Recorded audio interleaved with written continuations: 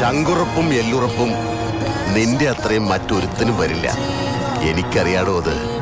കാട്ടുകൊമ്പനോട് മല്ലയുദ്ധം പാടില്ല, വാരിക്കുഴി ഒരുക്കണം. അതാണ് ബുദ്ധിയുള്ള മനുഷ്യന്റെ വഴി.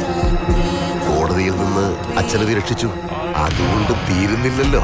ഇല്ലടാ, അത് പറയാനാ ഞാൻ വന്നത്.